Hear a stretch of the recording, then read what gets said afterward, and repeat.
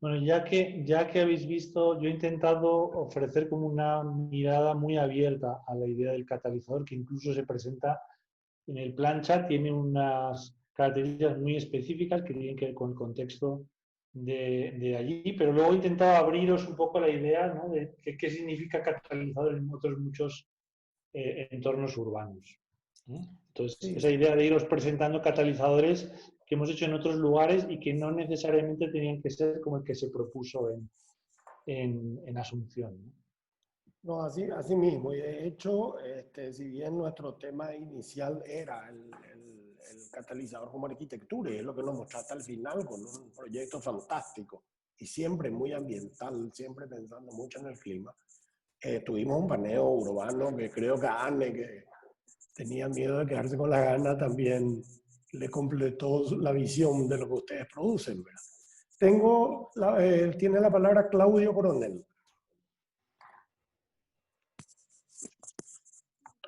Buenas tardes, ¿qué tal? Claudio, ¿cómo estás?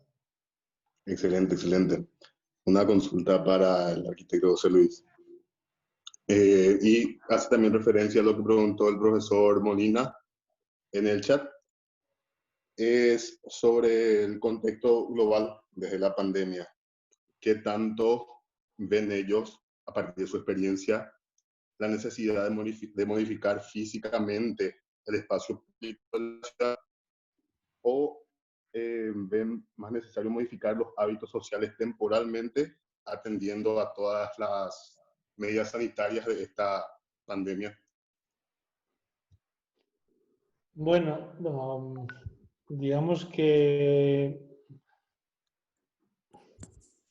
el tema del coronavirus, ¿no?, y cómo eso se está entendiendo, por un lado, podemos entender que todo el tema de distancia social, etcétera, etcétera, ¿no?, que atenta un poco contra esta idea de la interacción social, etcétera.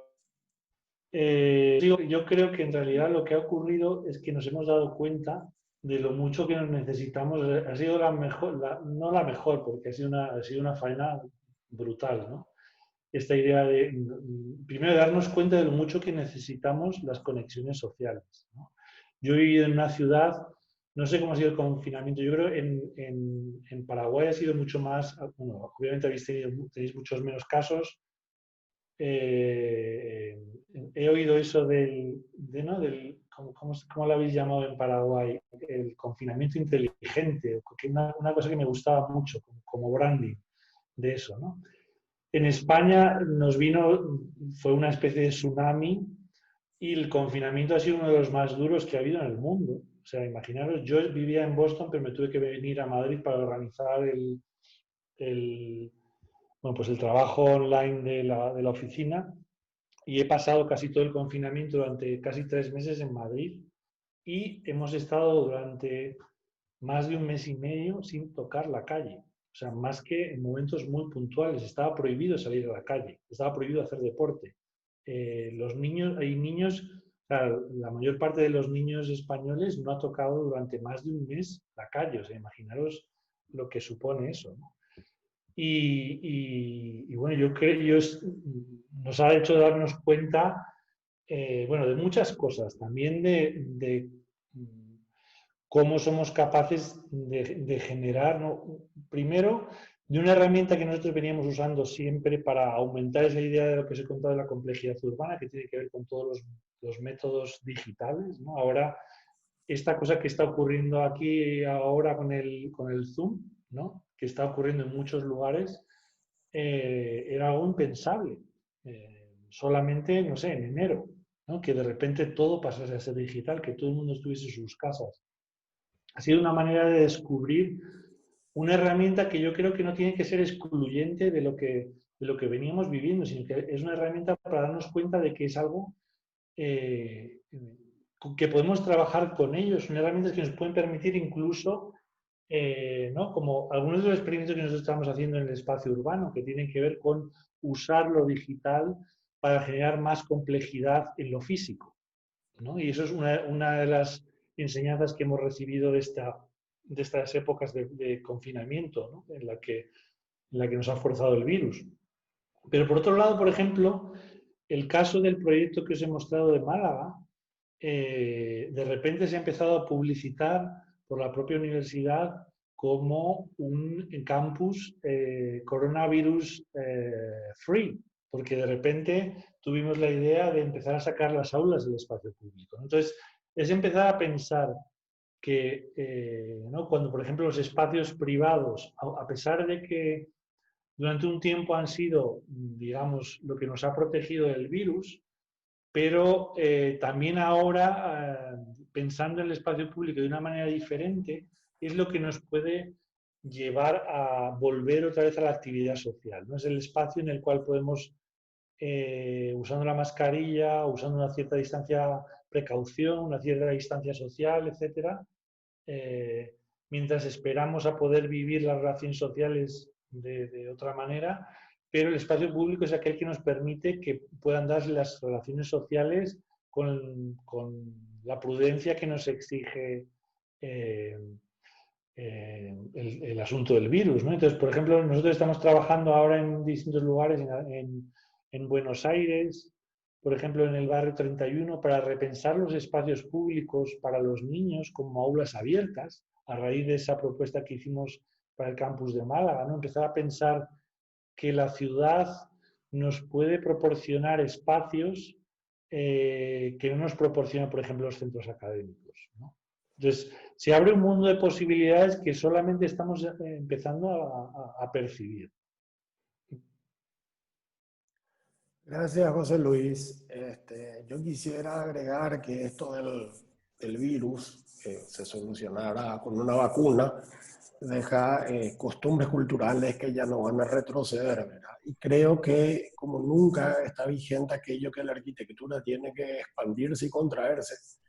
Nuestra arquitectura de Asunción, que conoce muy bien, está muy nuestra vida comunitaria en Asunción está muy encerrada en espacios privados. Los espacios privados tienen que obtener distanciamiento social, eso es dilatarse.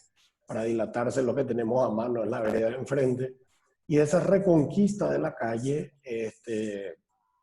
hace que incluso todo lo que sea climatizado, aséptico, los shopping encerrados con aire acondicionado pasen a ser sospechosos desde el punto de vista sanitario, y lo más saludable y bien visto es el aire libre. O sea que creo que puede significar esto, por lo menos para nosotros los asuncenos, que tenemos mucha menos vida en el espacio público que no sea andar en auto, sea como una reconquista de la calle, volver a mirar con simpatía los espacios barriales, los rincones de encuentro, y eso luego, aunque haya vacuna, ya no se pierde, ¿verdad? Así que creo que es una oportunidad. Matías Ferreira quería decirnos, hacer una pregunta. Matías, tenés la palabra. Así, gracias, profe. Eh, Quiero dilatar un poco más lo que es este debate, es justamente que comenzó el compañero Claudio. Me llamó mucho la atención la frase en uno o sea, de lo que estaba pasando, cuando estabas explicando los videos y demás, la frase de los espacios urbanos que deben reaccionar a una realidad. Eh, y que, como dije, quiero dilatar un poco más este debate sobre nuestra realidad ahora con el tema de la pandemia. Coincido con el profesor arquitecto Carlos Jiménez que capaz con una vacuna ya lo solucionemos todo. Pero más adelante, ¿quién nos garantiza que no habrá otra pandemia y cómo el espacio urbano debería de evolucionar con eso? Y quisiera saber más que nada el nuevo punto o el nuevo enfoque que se agregaría, vamos a decirle, en todos los puntos de análisis y demás, como vi, tecnología, naturaleza, ciudad, eh, cómo este nuevo caso que tenemos ahora entraría en sus estrategias, y también de paso ver y preguntarle eh, si vieron cómo reaccionó los espacios urbanos que ya hicieron a esta nueva pandemia. O sea, ya sé que en algunos países, por ejemplo, ya están ¿cómo se dice? Ya están soltando más a la gente, pero estos espacios urbanos están reaccionando de la misma manera que antes o podría volver a reactivar esto, o sea, lo que es el miedo a la vida pública podría volver a reactivar. O sea, estos espacios siguiendo estos nuevos hábitos que tenemos que tener para estos tiempos mientras no tengamos vacuna, vamos a decirle. Eso más bien tipo es mi duda. Ujú. Bueno, no sé, yo creo que, bueno, un poco más o menos, algunas cosas que he dicho en la respuesta de antes tienen que ver con eso también, ¿no? Para mí, probablemente, como tú decías, muchos de los ingredientes, el tema de la naturaleza, el acondicionamiento, bla, bla, bla. Para mí la respuesta, y eso tiene que ver también, por ejemplo, te puedo responder de cómo ha sido el uso de los ciudadanos del proyecto que habéis visto, el primero, el de Boulevard. Justo da la casualidad de que había un grupo de antropólogos que estaban trabajando con nosotros. Como os he dicho, se cumplían 15 años desde que ese proyecto se construyó y se empezó a usar por los ciudadanos. Y ha evolucionado mucho. Y había un grupo de antropólogos que estaban trabajando con nosotros haciendo entrevistas a la gente para saber cómo se había comportado ese espacio público ¿no? con el tema del desconfinamiento, cuando la gente ha empezado a salir a la calle, etc. Y bueno, es que había una necesidad de socializar, había una necesidad brutal de salir a la calle, de usar el espacio público, etc. ¿no? Como os decía, bajo mi punto de vista, y es otras cosas que estaba un poco reforzando Carlos con su intervención, el profesor, para mí el espacio público es la respuesta a muchas cosas, ¿no? De entrada es la respuesta a nuestra propia disciplina, que es ¿no? a empezar a ver la arquitectura desde fuera y no desde dentro. Eh, eh, la respuesta a muchas cosas, la respuesta a nuestra sociedad, ¿no? Porque el espacio público es el lugar de la democracia, el lugar más democrático, ¿no? Donde las ciudades que funcionan, que mejor funcionan es donde todo el mundo ¿no? es abierto y donde personas de cualquier nivel socioeconómico comparten el mismo espacio y eso es una cosa muy saludable y muy democrática, ¿no?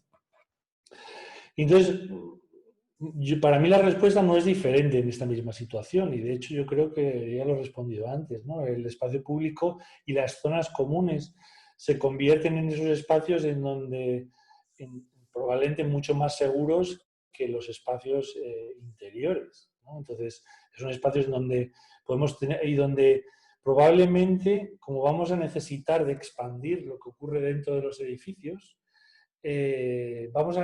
sí o sí vamos a necesitar acondicionar esos espacios exteriores, ¿no? Entonces, ahí es donde entra el trabajo que llevamos haciendo durante mucho tiempo, que es reflexionar cómo parte de que eso es algo que está presente desde el principio en los proyectos en los que trabajamos, el mismo Ecoboulevard de Vallecas desde hace 15 años, ¿no? Donde, por ejemplo, uno de esos pabellones nosotros lo planteábamos como tener el salón de nuestra casa en la calle. ¿Para qué? Para que se generen vínculos entre los vecinos, ¿no? Entonces, es una manera de tener programas que junten a gente que bajo el filtro del virus son espacios que nos permiten mantener las distancias, que nos permiten estar acompañados de una manera responsable, porque, bueno, pues porque podemos mantener esas distancias, ¿no? Entonces, para mí sigue siendo, ¿no? Ese tablero de juego que es el espacio público y que es el espacio exterior, sigue siendo un poco la respuesta también a una situación absolutamente inesperada y sobrevenida como es esta del virus, ¿no? Gracias, José Luis. ¿Más preguntas? Tengo acá una escrita, José Luis, que es un poco lo que ya estabas diciendo y que ya estábamos comentando, ¿verdad? ¿Cómo afecta a estos espacios ciudadanos la actual coyuntura de la pandemia? Y es básicamente la pregunta anterior, ¿verdad? Así que creo que está respondida. Creo que estáis sensibilizados también, ¿no? Sí, no, también nosotros estuvimos encerrados 3 Ya, semanas, ya, ya. totalmente. Lo que pasa es que vosotros podíais salir a la calle, ¿no? Sí, no podíamos 3 semanas. La policía te detenía, te preguntaba dónde iba. Y luego de 3 semanas o 4 semanas comenzó lo que le llaman la cuarentena inteligente, en lo que estamos ahora. ¿Ya? ¿Cómo era? Cuarentena inteligente. Eso. Me gustó el término. Sí, sí, sí. Claudio, de vuelta. Y bueno, si alguien más hace más comentario, levantar la mano para ir cerrando también con José Luis, que le quitamos muchísimo tiempo, ¿verdad? Pero sí sería bueno aprovecharlo y que haya más preguntas. No se le va. Viendo Silvio Río, un segundito. Claudio, te adelante, escuchamos. profesor, Y por luego favor. el profesor Silvio Río, te escuchamos. Silvio Ríos, el Silvio Ríos que yo conozco, ¿no? Sí, el que vos Como conoces. no, Que tú conoces, sí. como no te veo la cara, no. Te escuchamos, Silvio, y luego le pasamos a Claudio. Encantado de oírte, Silvio. Ah, sí, ahora ya veo la cara. Silvio es profesor del taller también y está en este tema de sostenibilidad con nosotros, así que va a estar. Sí, me acuerdo, hice una visita a su oficina, una oficina preciosa. Sí. Silvio, tenés que No, prender el estás micrófono. muteado. Tienes que prender el micrófono, No, Silvio. micrófono. Es que Silvio. Sí, ¿qué tal, José Luis? ¿Qué tal? ¿Cómo está, Silvio? Muy bien. Yo veía en la propuesta cuáles son las variables que ustedes manejan y hay una referencia de Mario Bunge que a mí me llega mucho, en donde él dice que las sociedades humanas se basan en la naturaleza como el gran elemento que nos da todo.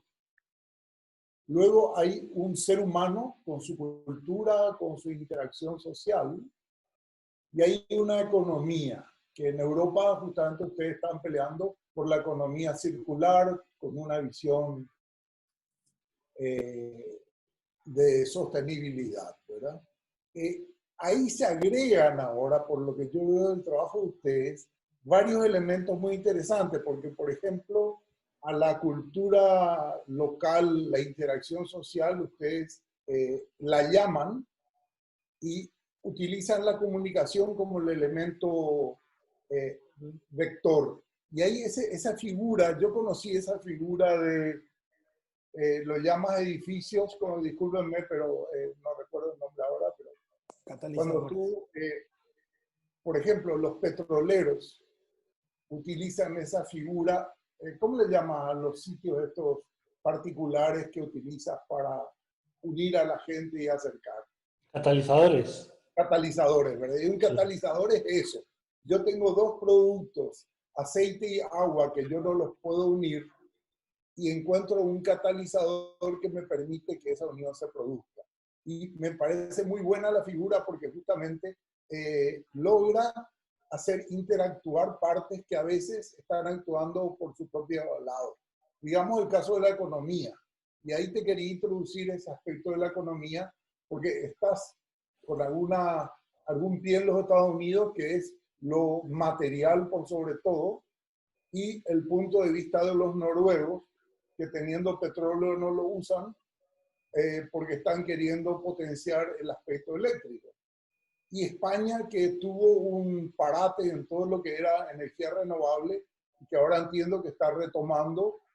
Entonces, estamos en un mundo en donde necesitamos manejar esas variables para ir viendo de qué manera se van sumando cosas. Entonces, lo que nos enseñó el COVID fue que la comunicación virtual es un sustituto interesantísimo para aquella comunicación social a la cual estamos tan acostumbrados los latinos.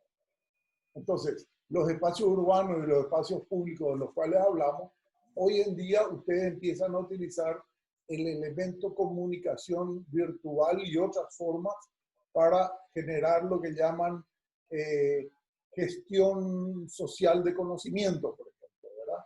Lo que hablabas en la Universidad de Málaga, donde los estudiantes están fácilmente intercomunicados y relacionas la carrera A, B y C, por ejemplo, ¿no? Te resumo diciendo que me encantaría una opinión tuya sobre este factor economía y hasta qué punto lo que ustedes están haciendo desde una plataforma totalmente privada encuentra espacios más aptos o más proclives a aprovechar o acercar a la economía a un resultado, porque justamente están logrando mover cosas que parecen muy difíciles de mover de otra manera. Y hay mucho ingenio y hay mucha propuesta atrás. Vale, pues mira, a mí me ha gustado mucho lo que has dicho un poco, ¿no?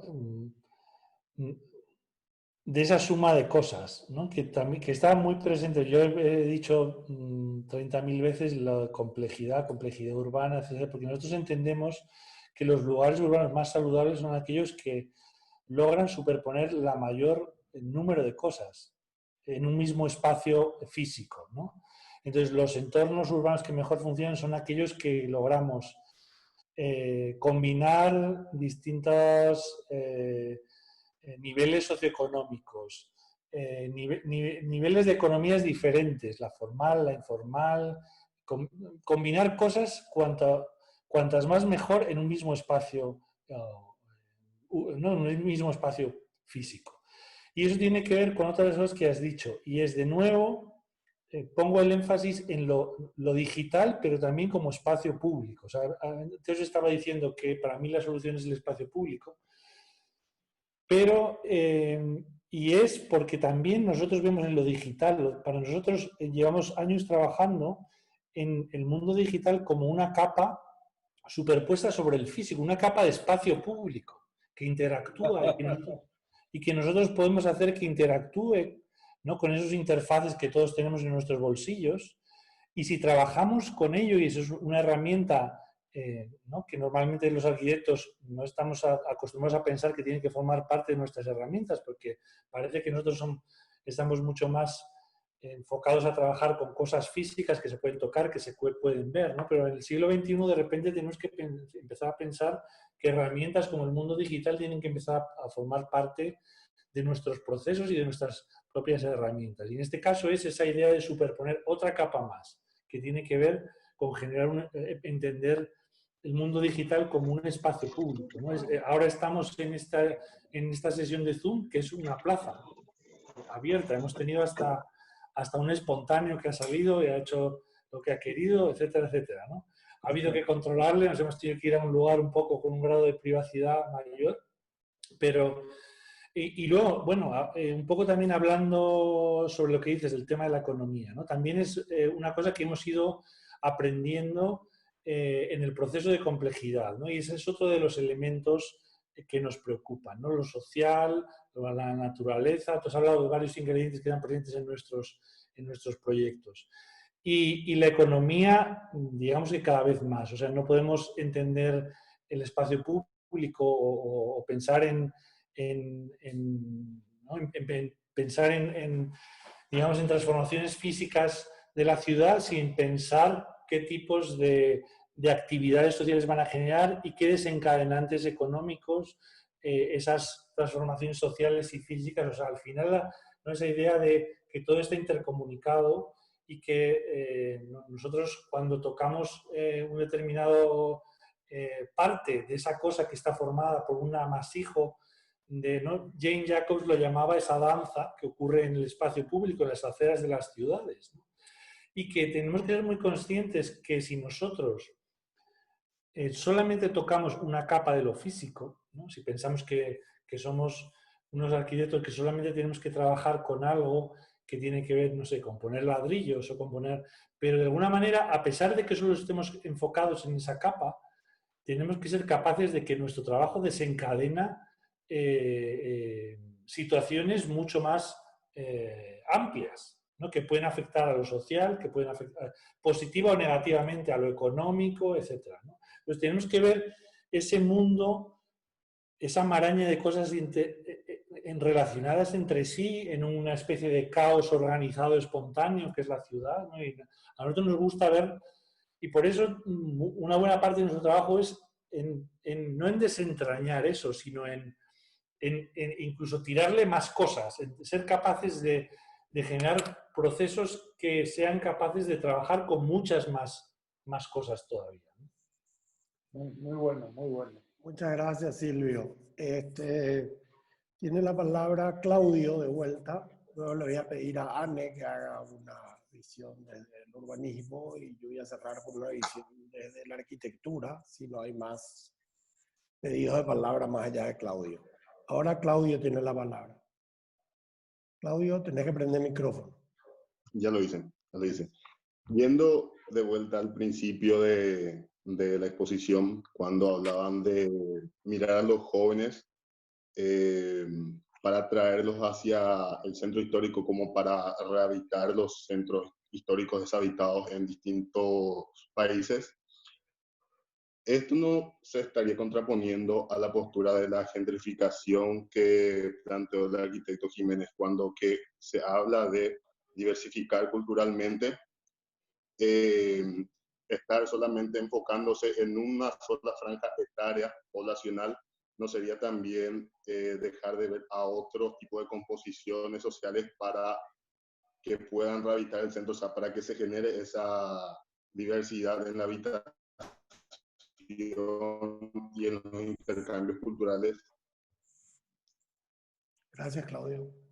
Bueno, el tema de la gentrificación es algo también bueno, pues muy controversial, ¿no? Y que es algo que nunca se sabe hasta cierto punto, pero los arquitectos en muchos casos somos agentes gentrificadores, ¿no? Yo digamos que la única herramienta que he encontrado que de alguna manera puede ser capaz de neutralizar ese proceso, ¿no? De expulsión de los eslabones más débiles de la cadena social en un entorno urbano que se transforma, es a través de la participación, ¿no? Y a través de entender y de aproximarte, ¿no? Cuando tú tienes que ser muy consciente cuando entras en un espacio, a trabajar en un espacio público, en un espacio urbano, tienes que ser muy consciente de que, ¿no? esa maraña de cosas que decía tiene agentes dominantes y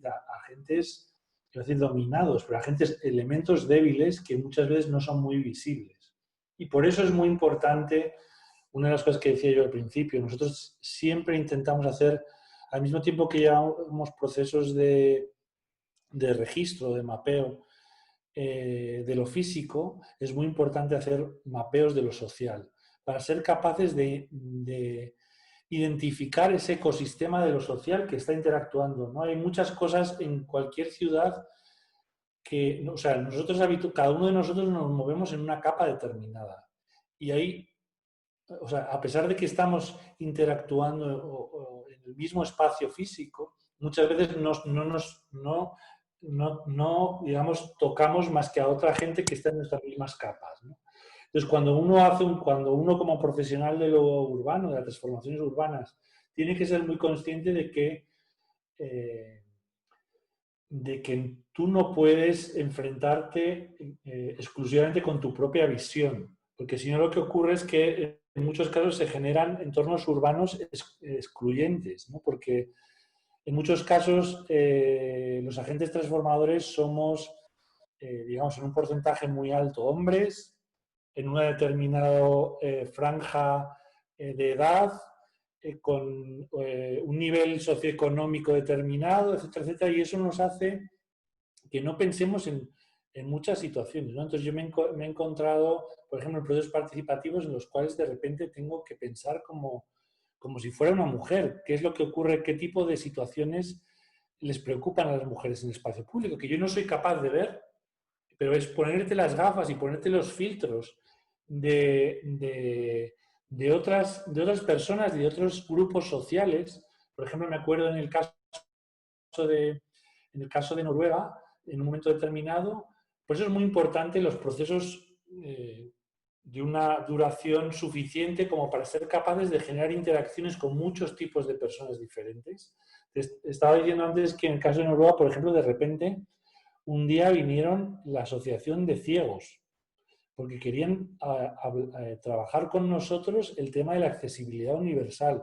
Y a mí me hicieron físicamente, antes decía, poner las gafas, mirar a la ciudad.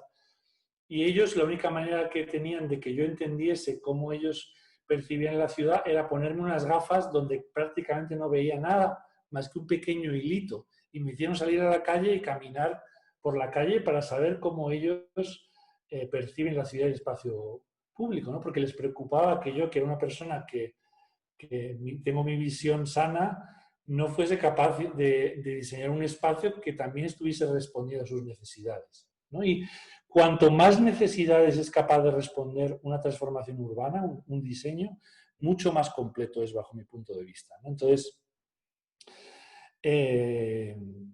bueno, creo que más o menos, sin enrollarme mucho más, espero que haya contestado a tu pregunta. Muy bien, muchísimas gracias.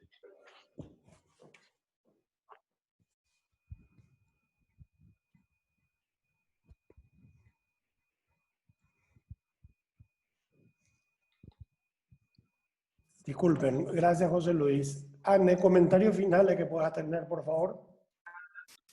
Sí, agradecerle una vez más a José Luis el compromiso que tiene con la ciudad, con la educación, el compromiso que tiene con la vida, de aportar siempre algo nuevo y mejorar calidad.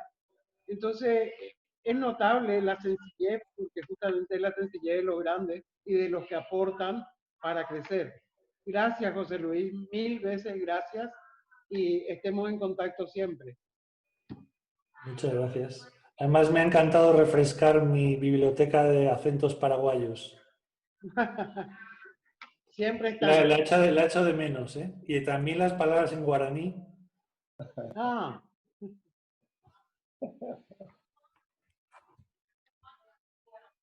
Una pregunta puedo todavía.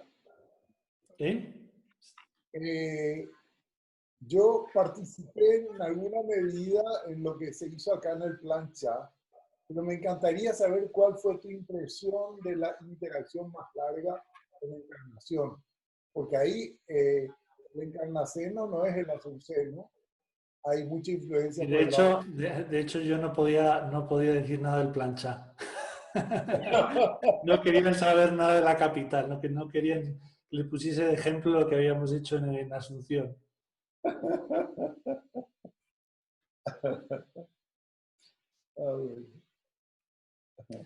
Bueno, pues nada, para responderte, fue un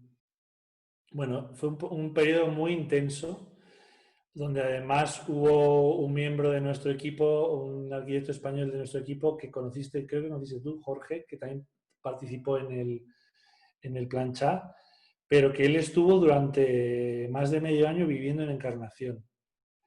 Y bueno, yo siempre digo, por ejemplo, cuando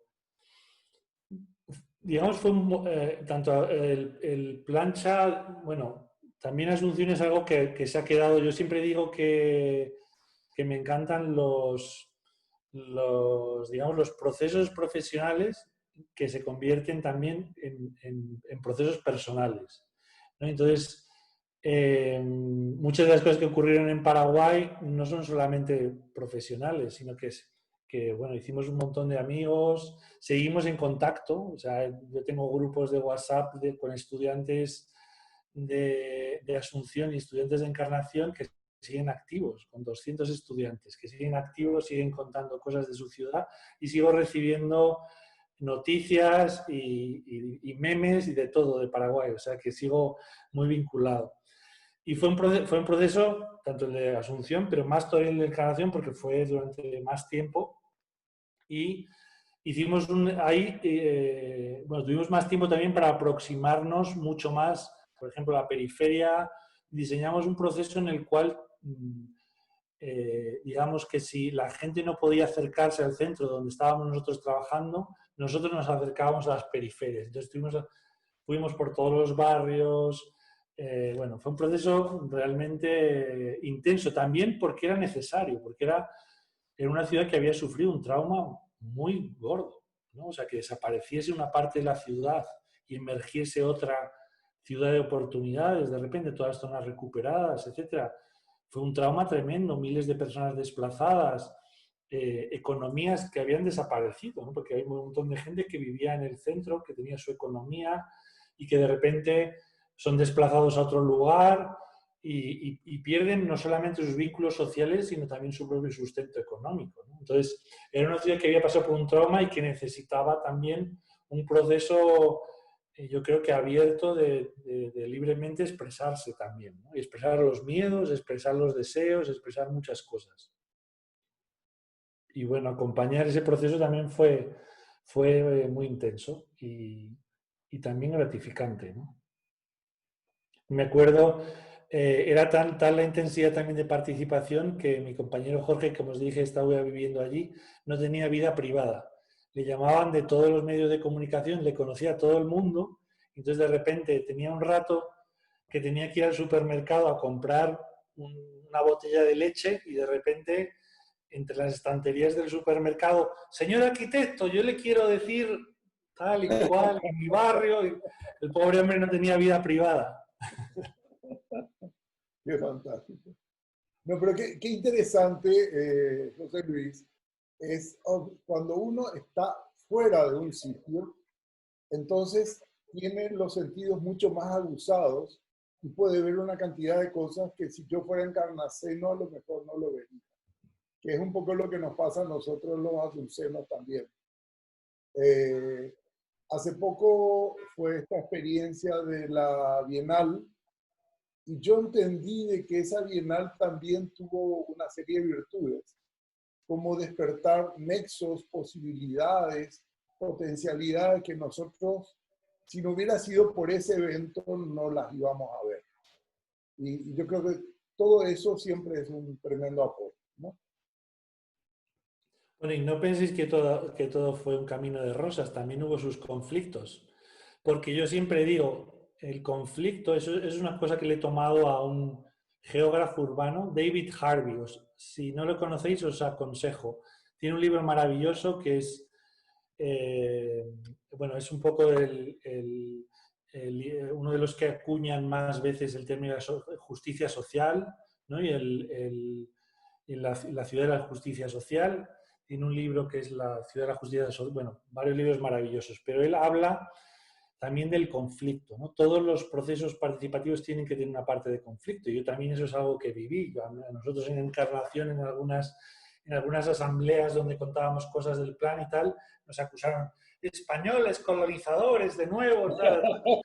Eso es algo que yo sé, o sea, mi experiencia, ¿no? Porque eso nos ocurrió ya desde el principio en Noruega, por ejemplo. También hubo conflicto. Y eso es algo que forma parte de estos procesos. ¿Por qué? Y yo creo que es algo sano el que haya conflicto. Porque quiere decir que a la gente le importa lo que vaya a ocurrir. Yo también he estado en otros sitios donde no ha habido conflicto y donde lanzábamos un proceso participativo y se presentaban 4 gatos. Entonces, eso es una cosa muy deprimente. Entonces, hay que asimilar como parte de una situación saludable el que en un proceso de ese tipo urbano de transformación se den los conflictos. Porque un proceso sano es también un proceso que deja que eso se vea y que forme parte de los propios diálogos y conversaciones, etc. Entonces, también lo he sufrido. Muy bueno.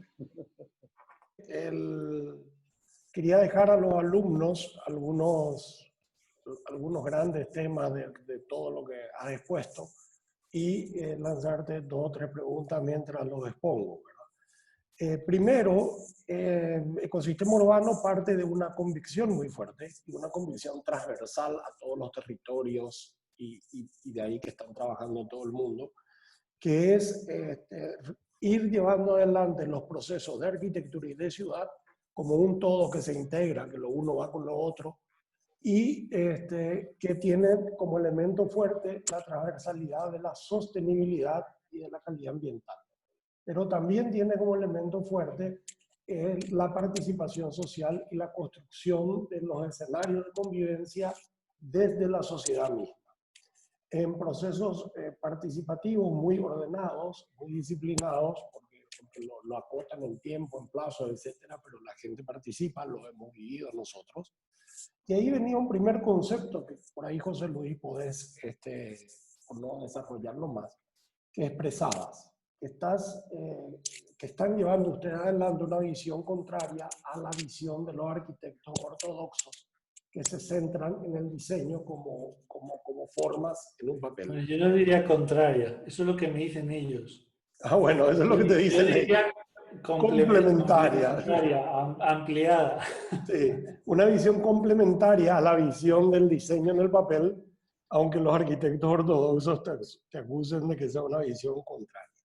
Otro tema bueno, no, ellos lo que dicen es, me acuerdo de un catedrático de la escuela en la que estudié, ¿no? Que me decía, bueno, tenemos que reflexionar sobre si eso que vosotros hacéis es arquitectura o no es arquitectura. Entonces yo le decía que era arquitectura ampliada. Claro, claro. Bueno, justamente era lo que me quería que te explayes un poquito. Luego hay otro tema que quiero señalar a nuestros alumnos, José Luis, aunque te parezca a lo mejor obvio, que es que detrás de estas convicciones, que las pueden tener cualquier persona que construya un pensamiento a lo largo de una carrera, hay algo que tenemos que aprender los paraguayos y que es el rigor para llevarlo adelante. Ustedes se dieron cuenta, el rigor en la integración de un equipo multidisciplinario, el rigor en la graficación, el rigor en la manera de abordar, el rigor en entender las tecnologías y ponerlos de aliado, esta gran verdad de que lo digital es un gran espacio público. De hecho, gracias a lo digital, yo les decía al comienzo que este distanciamiento social nos está acercando más. Por eso lo tenemos hoy a José Luis. Conceptos como el campus de coronavirus free, por aquello de que el espacio abierto, evidentemente, el virus se extiende mucho menos, ¿verdad? Y pasa por unas convicciones, como decía, que va más allá de la visión ortodoxa de la arquitectura, pasa por un rigor en el saber hacer lo que uno cree, ¿verdad? Y lo que uno ha construido, y que ahí yo conozco el estudio de José Luis, es un estudio importante en cuanto a gente, pero no es un estudio de 200 arquitectos, ni mucho menos. Simplemente gente que se pone a hacer con una muy buena organización, el que se dedica a lo digital se dedica a lo digital, el que se dedica a otra área se centra en esto. Una capacidad de producción impresionante. Ustedes vieron el nivel de documentación de proyectos de pequeña, mediana y gran escala. Y esta visión universal que me lleva a la última pregunta. O sea, ¿cómo aterrizás con estas ideas transversales a la humanidad, al planeta? ¿Cómo aterrizás a cada realidad específica, a cada cultura específica? Porque lo tuyo realmente y lo de ustedes realmente no es traer un producto enlatado, lo construyen desde el lugar. Y con un conocimiento del lugar impresionante, tanto cuando describí Oslo como cuando describí Florida, como cuando describí Encarnación. Así que en esta presentación que quería alertar a los alumnos de estos valores que me parecen fundamentales, están contenidas unas cuantas preguntas que te lanzo como un chivo final. Bueno, digamos que igual empiezo por el final, que es, además pongo siempre, muchas veces he contado una anécdota que me pasó en Encarnación al poco de pisar Encarnación y que me preguntaron, usted arquitecto, ¿qué visión tiene? Yo acababa de aterrizar, había puesto 2 pies en Encarnación y de repente me preguntan, usted arquitecto, ¿cuál es la visión que tiene para nuestra ciudad? Y yo le dije, pero, o sea, yo no tengo ninguna visión. Creo que muchas veces lo que no, los arquitectos lo que tenemos es como nuestra, digamos, nuestra propia personalidad y nuestras propias obsesiones y allá donde vamos las acabamos imponiendo. Entonces, digamos que nuestras obsesiones tienen que ver con desobsesionarnos y ser capaces de convertirnos en una especie de esponjas que puedan recepcionar. Por eso es, ¿no?, esa idea de incorporar en nuestro nuestro set de herramientas para enfrentarnos a los procesos de transformación urbana con la idea de la participación. Además, una participación que nosotros mismos exploramos con nuestras propias herramientas, ¿no? Identificamos cuáles son las herramientas que nos pueden servir para interactuar con los ciudadanos, y el diseño, la comunicación, todos tienen unos ingredientes muy importantes con los cuales nuestra profesión tiene herramientas que pueden ser muy relevantes. O sea, digamos, las campañas de comunicación que habéis visto ahí, los logos, los diagramas, todo eso los hemos hecho nosotros dentro de la oficina. No hemos llamado a una empresa de comunicación. Cuando hemos trabajado en procesos participativos hemos incorporado a periodistas, a sociólogos, etcétera, ¿no?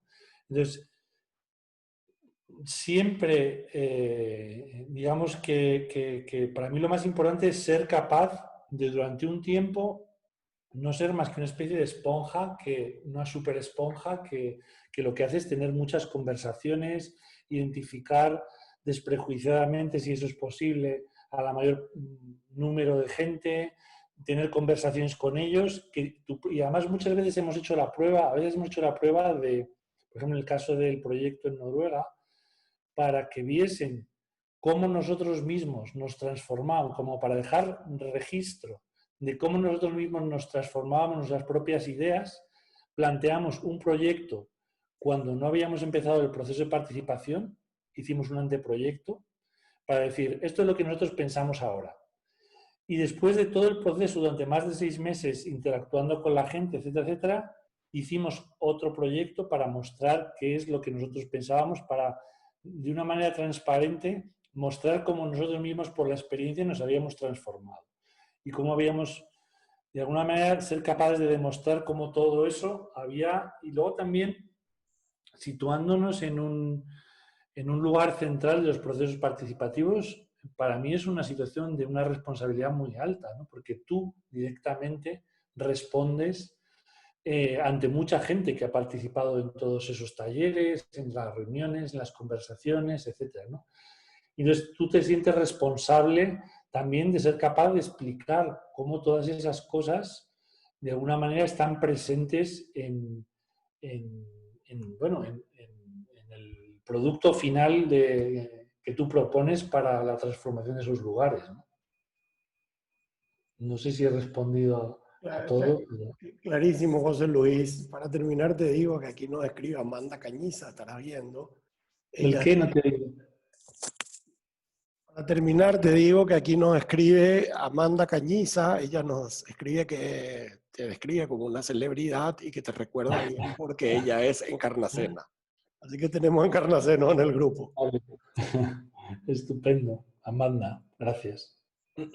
Bueno, muchísimas gracias, José Luis, muchísimas gracias a todos. Realmente un lujo para nosotros tenerte todo este tiempo que nos diste, que creo que batimos nuestro récord en tiempo de hablar con una persona de tu nivel, y realmente creo que esto va a motivar muchísimo. Hemos tenido nuestro grado de conflicto también, ¿eh? El Zumbombie ha sido la... Hemos tenido el grado de conflicto. Acá los alumnos escriben... Aquí los alumnos escriben que fue de España los que entraron, pero no les creo.